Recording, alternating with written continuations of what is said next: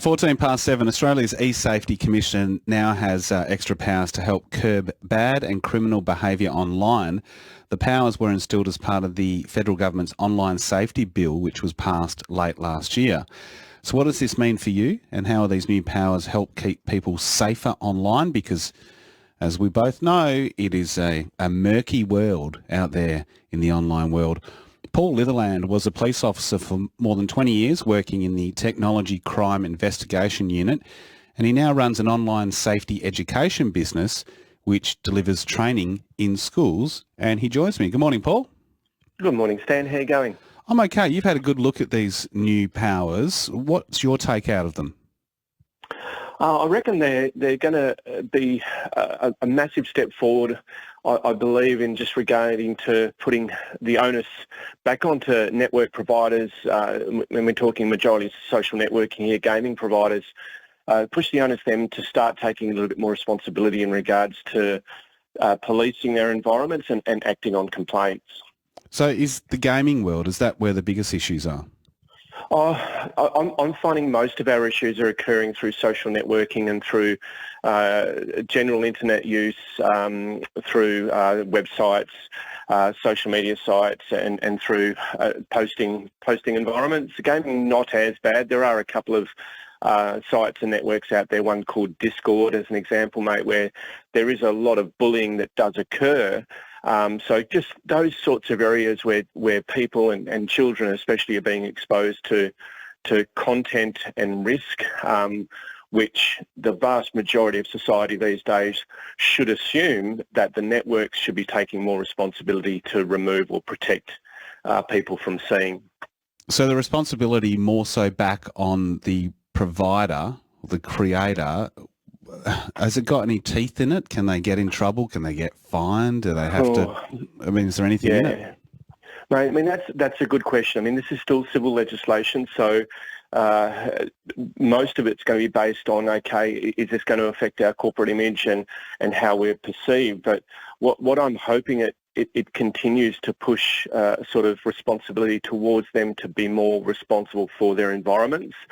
So if they're continuing to sort of flout this legislation, and they're 5 times they've paid $50,000 or $100,000, then it might start really getting an opportunity for people around the world, or in particular in Australia where this legislation's based, is to say, okay, let's start really now looking at some criminal legislation, because if these people who are creating these environments and hosting these environments continue to say, well, who cares about civil legislation, then that's what I'm hoping it will continue to sort of evolve their responsibilities, not only civilly but criminally as well.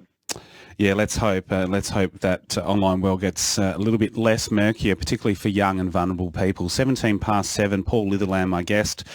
He runs a series of online safety education businesses delivering training in schools, and he's just telling us about the eSafety Commissioner's extra powers to help curb criminal and bad behaviour online. Quick one before I let you go. Parents listening, they're going, oh, guardians, I don't know where to start. You know, I know my young person goes into their room, they close the door. Where do they start in protecting them? Oh, wow. We got to take smaller steps, okay. I'd sadly, Stan, a lot of parents, and even kids, a lot of parents don't realise how poorly they are protected online until something goes seriously wrong. So for me, it's about really getting into their world and understanding their world. Get to know what they're using. Have conversations, broach conversations with kids. We've got to do that as early as possible. If things do go wrong, and this is where the eSafety Commission have been doing some amazing work, and I've been liaising with them for a while now. Use these avenues of reporting.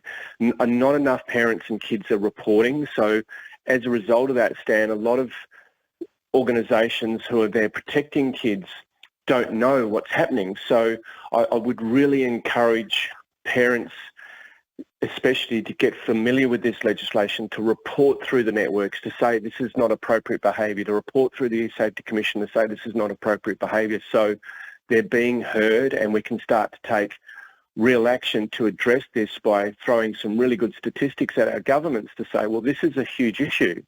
This is not just the norm of the internet these days and just deal with it. This is having a serious impact. So we need to make sure our parents and our kids are taking action to call this behaviour out. And I take my hat off to the Commission because they've been working very hard in this world, in this realm.